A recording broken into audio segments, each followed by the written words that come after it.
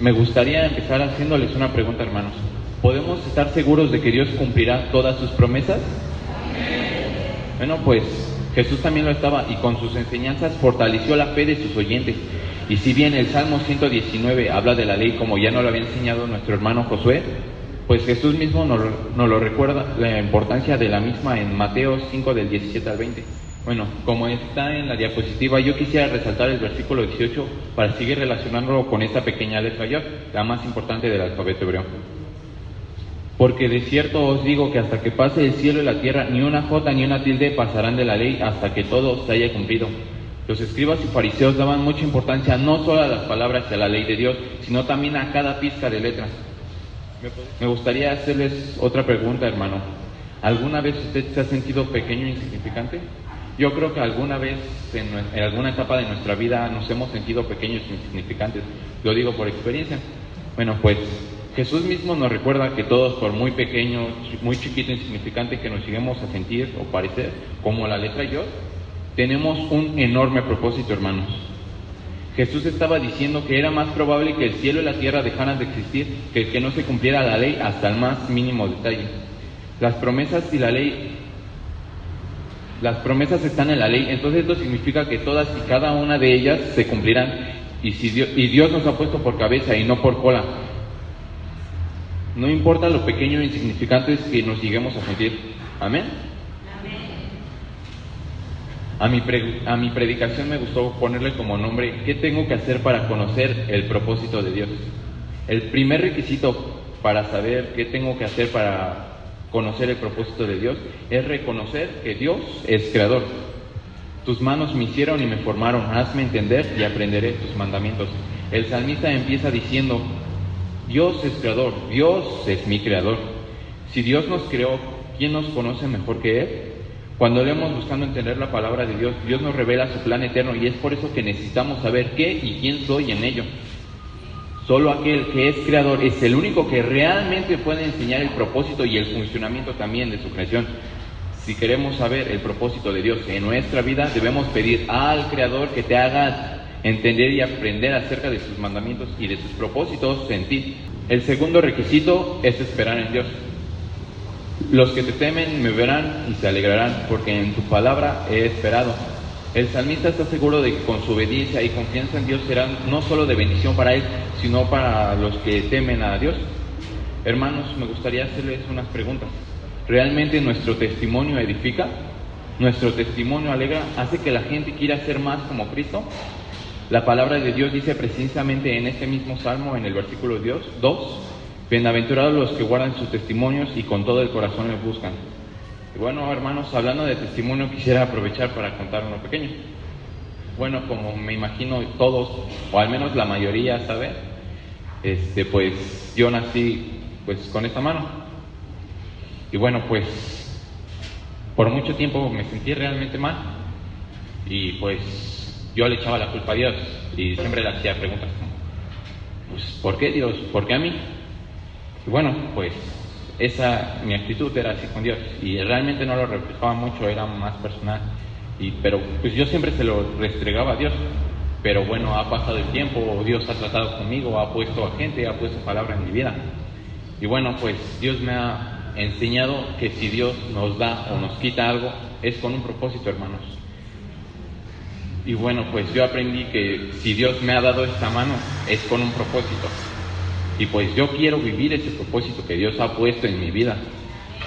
Y si hoy Dios viniera y me dijera: ¿sabes qué?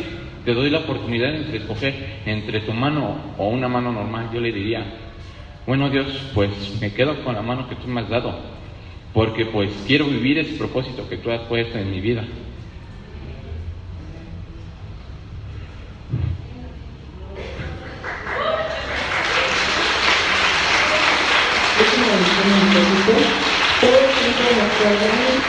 Además, si yo vuelvo a cuestionar mi mano, estaría cuestionando tu creación, por tanto estaría cuestionando de ti. Y bueno, ¿yo quién soy como para hacer eso? Bueno, pero aquí no termina mi testimonio, hermanos. Apenas comienza. Bueno, hace algunos meses, unos jóvenes de aquí de esta iglesia y yo fuimos a un campamento. Y bueno, en este punto de la historia yo pues ya estaba feliz conmigo mismo, yo ya me sentía cómodo, ya no me daba vergüenza mi mano. Al contrario, estaba orgulloso de ella, como ahorita. Bueno, entonces a este campamento pues yo llegué con mucho entusiasmo, ¿no? Con ganas de divertirme, de socializar con la gente y bueno, sobre todo aprender algo nuevo de la palabra. Y bueno, pues ya llegamos al campamento y nos dividieron por equipos. Yo me quedé en el equipo de humildad. Y bueno, luego llegando empecé a socializar, estuve ahí todo el tiempo con mi equipo. Estuve pues literalmente matándome por ellos, no hubo literalmente ningún juego en el que yo no haya participado. Y bueno, entonces llegó el último día, el que era domingo. Bueno, este último día antes de salir nos llevaron a la capilla y iban a felicitar a los equipos ganadores, pero iban a ser del más pequeño al que ganó. Y bueno, entonces ya recuerdo que mi equipo pasó y entonces ya nos felicitaron en todo. Pero en eso nuestra líder de equipo tomó el micrófono y dijo que tenían un regalo para alguien muy especial. Y bueno, pues dijeron que Cristian, y yo me quedé con cara de... Es que habían dos Cristian. Y bueno, entonces, pues la verdad yo no me esperaba lo que pasó en ese momento. Así es, una bendición en nuestro equipo. Todo el tiempo mostró gran entusiasmo, gran humildad y de verdad nos dio todos un ejemplo de un joven que puede hacer mucho entregado a Dios. Gracias, Cristian.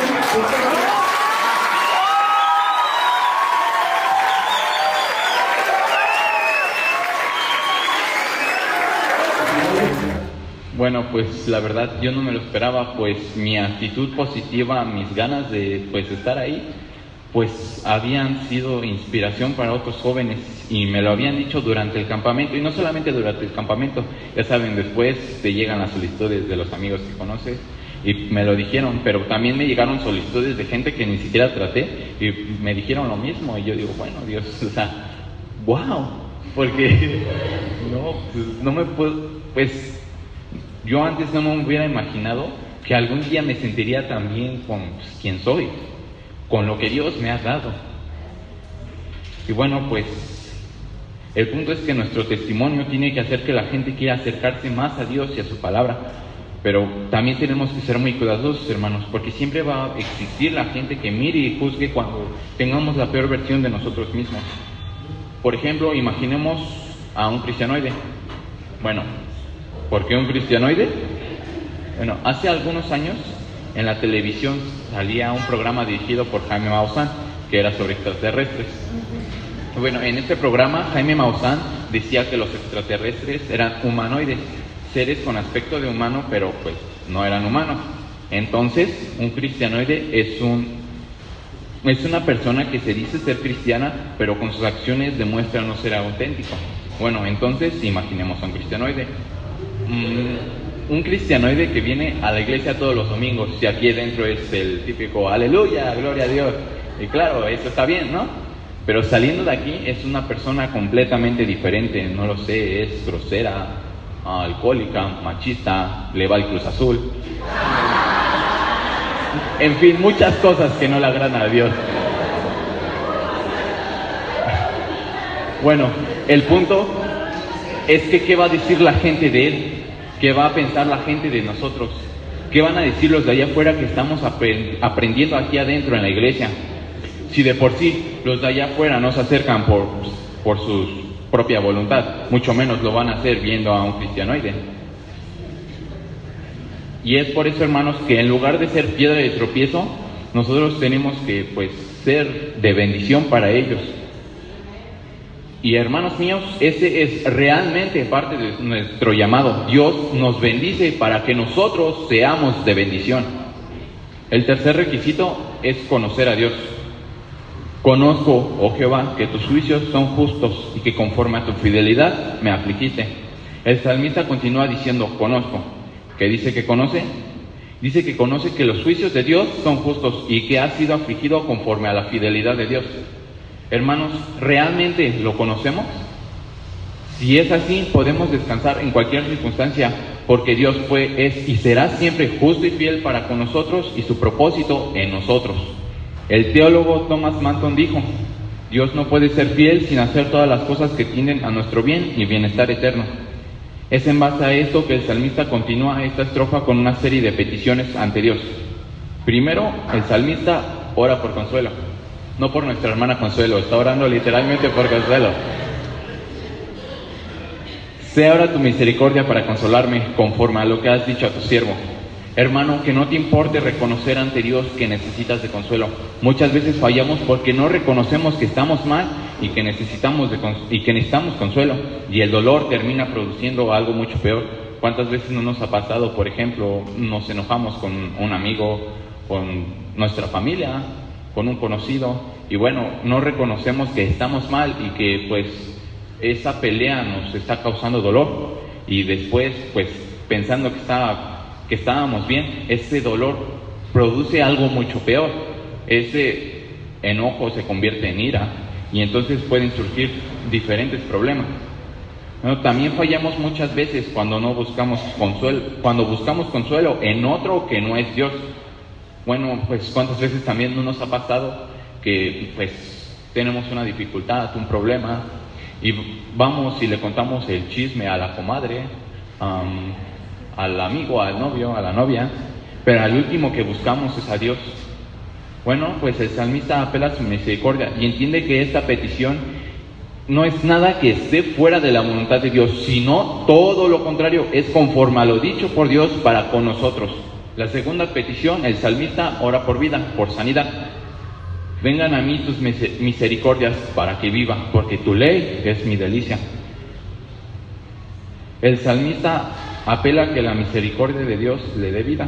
También nos ha estado contando en versos anteriores y en algunos posteriores que él ha sido afligido, calumniado, y esto dejando una herida en él, y por lo tanto él necesita vida, sanidad. Y bueno, ¿cuál es la razón?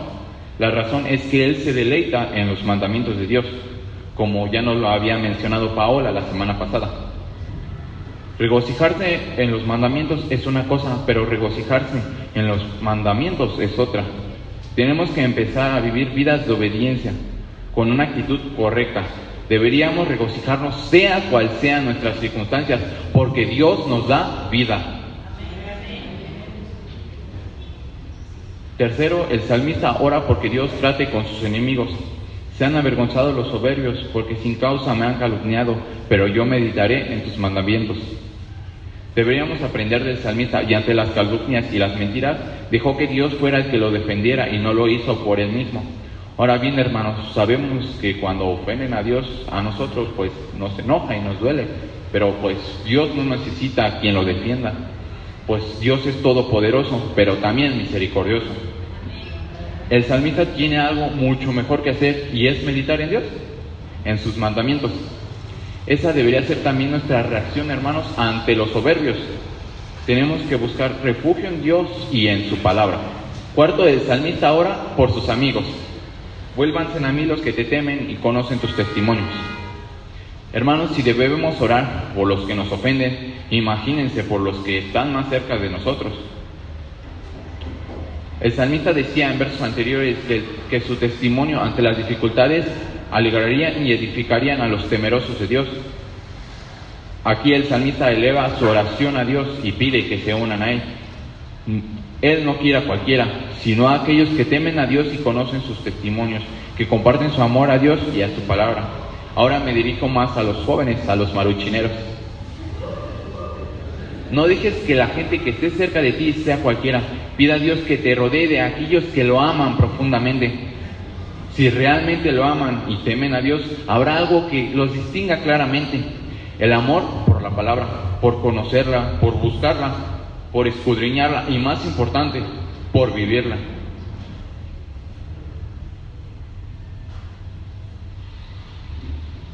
Quinto, ora por integridad.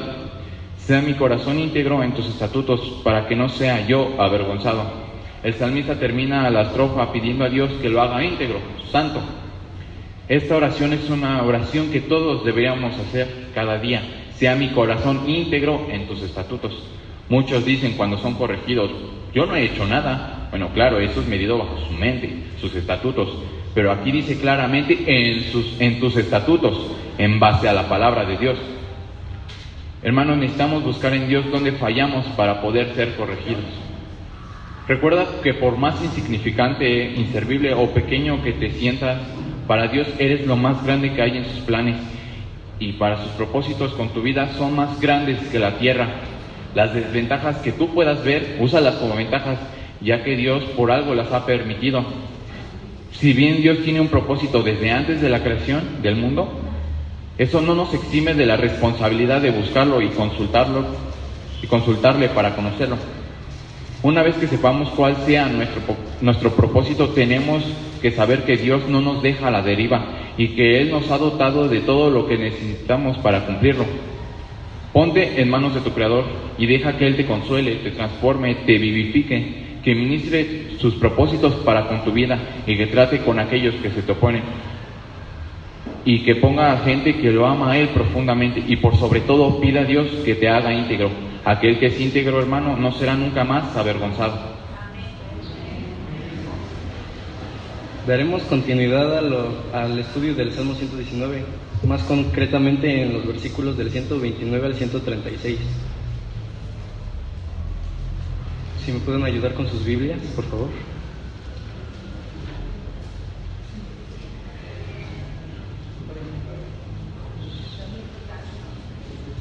Bueno, pues así como lo han estado mencionando en las anteriores prédicas y así como Cristian lo mencionó, al principio de estas se encuentra una palabra que se expresa en este caso, que es P, es una letra hebrea, su significado es boca, es una de las 5 letras hebreas que cambia su forma. Y pues en esto se encuentra lo interesante. Al cambiar su forma, también se puede referir a algo como transformación, que es lo que hemos estado viendo a lo largo de estas prédicas y a lo largo de la convención. Y por esto es que decidí titular el tema como Obediencia a Dios que me guía, obediencia a Dios buscando la santidad. Y pues no se puede hablar de obediencia ni de santidad sin primero una transformación. Bueno, cuando estuve preparando el tema me sentí realmente identificado con lo que venía en estos versículos. Bueno, pues como muchos sabrán, yo he estado en la iglesia desde pequeño y me han enseñado allá arriba en las clases todo aquello que es Dios, todas esas cualidades, todos esos personajes que hay en la Biblia. Pero tal vez no asistí a una clase que fue como poner en práctica, no sé, tal vez no asistía. Bueno,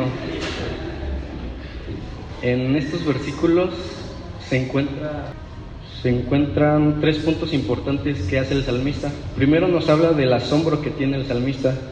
Después hay una serie de peticiones y finalmente nos encontramos con esa aflicción que tiene el salmista por aquellos que no siguen la ley de Dios.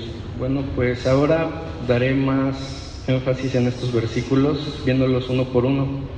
En el primer versículo nos dice: maravillosos son tus testimonios, por tanto los ha guardado mi alma. Aquí la palabra maravilloso significa admirable. Esto hace referencia al salmista que está exaltando a alguien admirable, alguien asombroso, alguien inmejorable, porque sus testimonios son inmejorables, por tanto los ha guardado su alma. ¿Y quién es esa persona que es maravillosa?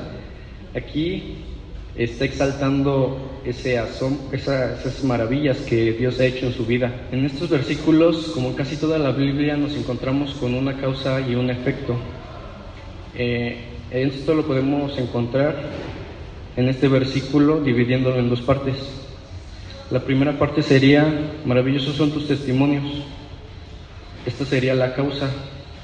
Las maravillas por exaltar. Bueno, está exaltando a esas maravillas que ha hecho Dios en su vida. Por tanto, esa es la causa. Y la segunda parte sería: los ha guardado mi alma. Sería el efecto o la consecuencia. Cabe resaltar que se encuentra que la maravilla, al tener esas maravillas en su vida, esto crea amor. Y la consecuencia es esa obediencia que tiene al recibir este amor. Es decir, si amo a Cristo, este amor se mostrará en una vida de obediencia, así lo dijo Jesús.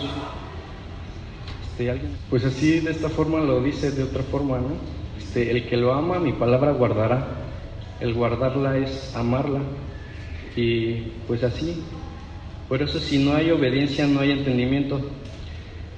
El amor me produce obediencia y esa obediencia me da entendimiento, que es lo que se muestra en el siguiente versículo.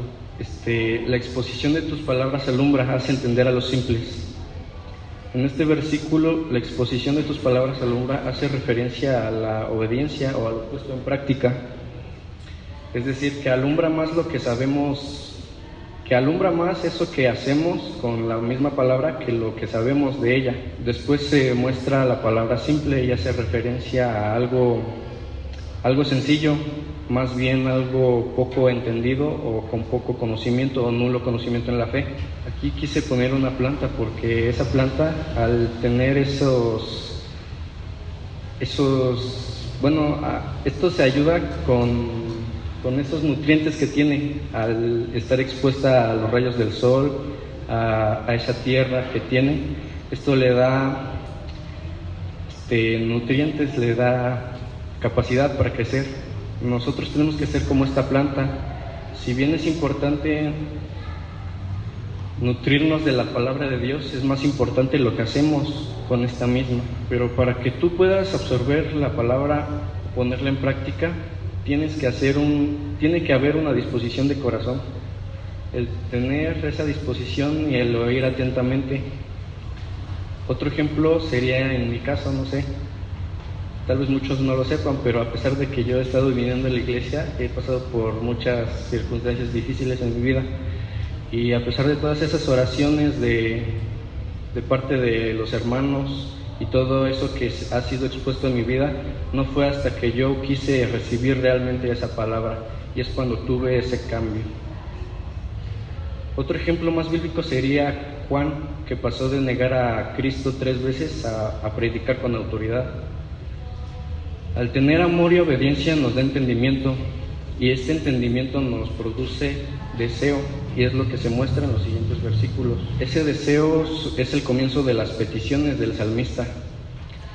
El versículo 131 nos dice: mi boca abrí y suspiré porque deseaba tus mandamientos. Vemos que después del entendimiento se produce deseo, y ese deseo es el alimento espiritual, o sea, la palabra de Dios. No sé si a los jóvenes que asistimos a la célula, nos pasó que cuando estaba predicando el hermano Benavides, al hablarnos de varios personajes como Abraham, Lot o Sara, nos dimos cuenta que eso ya lo sabíamos. Sabíamos de qué iba el tema, ¿no?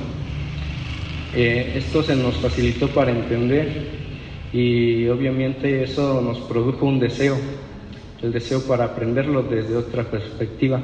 Así se expresa el salmista, con un deseo por cumplir sus mandatos. Así como nuestro cuerpo necesita alimento, así como la planta necesita ese alimento para crecer, nosotros también necesitamos de esto, siendo ese alimento espiritual, así como hijos de Dios. Como dijo Jesús, no solo de pan vive el hombre, sino de toda palabra que sale de la boca de Dios. Y así hay que desearla. De igual forma lo expresa Pedro en 1 de Pedro 2:2, que hay que desearla como niños recién nacidos, con anhelo a esa leche espiritual no adulterada, para que podamos crecer y ese crecimiento sea para salvación. ¿Y cómo nos damos cuenta que estamos en este deseo de ese alimento espiritual? Es lo que se muestra en el siguiente versículo, con las siguientes peticiones. Y dice: mírame y ten misericordia de mí, como acostumbras con los que aman tu nombre. En este versículo lo que pide el salmista es que lo miren. ¿Y qué pasa? Pues realmente cuando miras a alguien, cuando miramos a alguien, creamos una conexión o una comunión. Es eso precisamente lo que quería el salmista. Quería una comunión con Dios. ¿Y qué pasa con todos aquellos que no anhelan esta comunión? Se esconden por causa del pecado. De esta forma, esto fue lo que les pasó a Adán y Eva. Y todos aquellos que Dios mira con misericordia son todos aquellos que respetan, obedecen y aman su nombre. En lo personal, cuando no volvía a Dios, pues realmente no me sentía a gusto aquí en la iglesia. A pesar de todo lo que hice y todo lo que viví, a pesar de todo eso, seguía viniendo a la iglesia. Y fue realmente una etapa muy difícil, porque no me sentía aquí a gusto, porque sabía que lo que hacía allá afuera estaba mal. Me sentía avergonzado con Dios, pero sabemos que Dios es fiel y su misericordia es infinita, y aquí estoy ahora.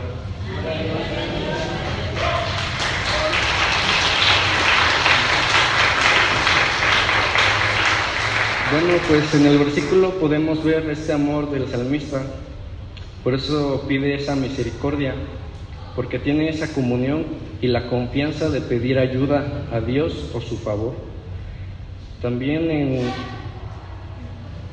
en Juan 14:21 dice: el que tiene mis mandamientos y los guarda, ese es el que me ama, y el que me ama será amado por mi Padre, y yo le amaré y me manifestaré a él.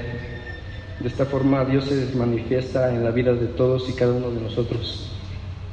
Ahora hablaremos un poco más de lo que la comunión con Dios produce, que es lo que se muestra en la continuidad de las peticiones que es el salmista. Bueno, el versículo 133 nos dice: ordena mis pasos con tu palabra, y ninguna iniquidad se enseñore de mí.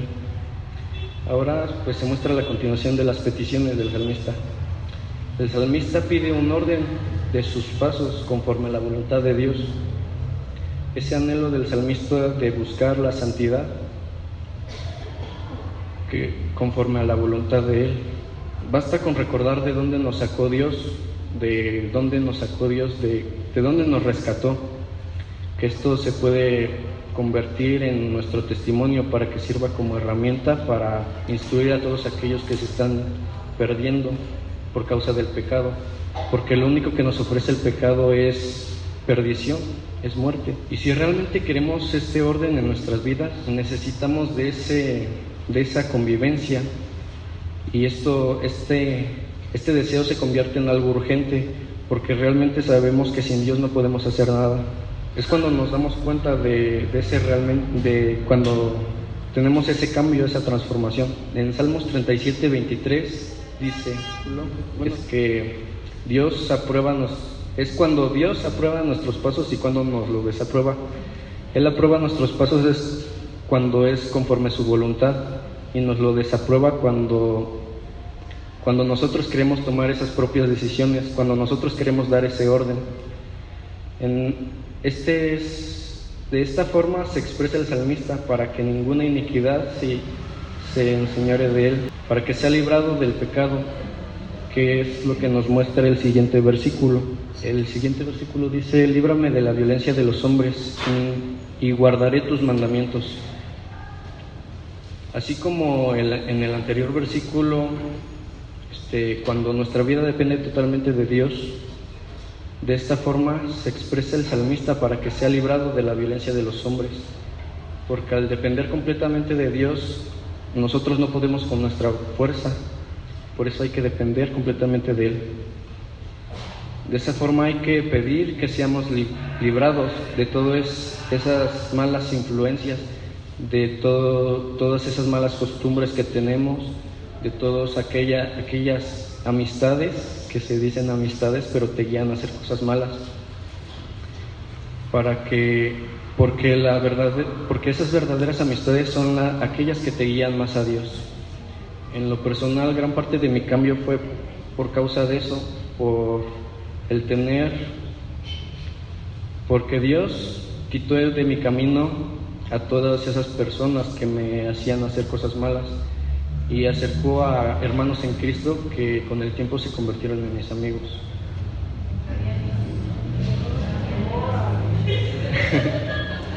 Bueno, pues detrás de cada petición hay una actitud. Al tener esa disposición y ese compromiso de obediencia y de gratitud, es lo que nos lleva a las últimas peticiones. La primera es que su rostro resplandezca sobre su siervo. Así como dice: haz que tu rostro resplandezca sobre tu siervo y enséñame tus estatutos. por el deseo de ese alimento, por el tener ya esa comunión, para que sean dirigidos conforme a su voluntad. Bueno, pues aquí en este versículo nos muestra esa transformación de gloria en gloria y nos la ilustra con un espejo. Por eso en la diapositiva anterior se puso la imagen de un espejo. Pues, ¿qué pasa cuando nos miramos al espejo? Pues decimos, órales, qué guapos estamos, ¿no? Bueno, de esta forma empezamos a ver lo que nos gusta de nosotros y es cuando empezamos a ver todas esas imperfecciones que serían granos, espinillas o demás. De igual forma, la palabra de Dios nos confronta, estamos mal y qué es lo que debemos corregir. Es cuando realmente se adquiere esa transformación. Así es como se muestra esa transformación reflejada en una vida de obediencia. Y por último se muestra la última petición: y enséñame tus estatutos. No hay que perder esa actitud de seguir aprendiendo de unos de otros, ya seamos los más pequeños, jóvenes o los más ancianos. Pero hay que tener esa actitud de seguir aprendiendo unos de otros y seguir, y más importante, seguir aprendiendo de Dios. Me contaban que me contaron que llega un punto en la vida de un cristiano que ya no quiere seguir, que ya no siente esa necesidad de saber más porque supuestamente lo sabe todo, ¿no? Y esto, pues yo les pregunto, ¿alguna vez han sentido la necesidad de ya no respirar? Pues así como les decía al principio con el ejemplo del hermano Benavides, hay que ver el otro lado de la moneda. Así, si ya hemos leído la Biblia una o varias veces, Dios nos va a hablar de diferentes formas en cada vez. Y finalmente nos mostramos en el último versículo el carácter de un verdadero hijo de Dios. Ríos de agua descendieron de mis ojos porque no guardaban tu ley. Bueno, pues hemos llegado al final de esto, que como vimos el asombro del salmista en los primeros versículos y vimos el desenvolvimiento de este mismo con sus peticiones. Y ahora, ¿qué hace falta? Hace falta esa aflicción, ese carácter. En este versículo nos muestra la sensibilidad del salmista que siente por la palabra de Dios. El salmista se siente triste por aquellos que no guardan la ley, que no la reconocen, es decir, que no es un dolor propio. ¿Se han sentido con esa aflicción? ¿Han sentido esa aflicción por aquellos que son cercanos a ustedes, por aquellos que no se transforman y no son salvos, o porque es por aquellas personas que son cercanas a ustedes están agrediendo la ley de Dios? Aquí nos damos cuenta que es cuando debemos orar por aquellas personas que no respetan su ley, o solo estamos en ese sentir de orar por nuestras propias necesidades. Hoy los invito a que no dejen pasar más tiempo, que en esa persona que estén pensando le compartan de la palabra, porque mañana podría ser demasiado tarde. Y bueno, llegamos a la conclusión que vemos que en estos versículos fue una sucesión. Cuando se cultiva la capacidad de asombro para que después recibamos ese entendimiento, esto a su vez nos produce deseo por alimento espiritual y por tener una mejor comunión con Dios, para que posteriormente nos dé un orden a nuestra vida y seamos librados de todo mal, para ver esa transformación a través de una vida de obediencia, para finalmente crear un carácter de un verdadero hijo de Dios, porque un verdadero hijo de Dios ama a Dios, por tanto lo obedece, ama a sus amigos, por tanto los bendice, ama aún más a sus enemigos, por tanto ora por ellos, y ama a su iglesia y por tanto la transforma. Gracias, hermanos. Amén.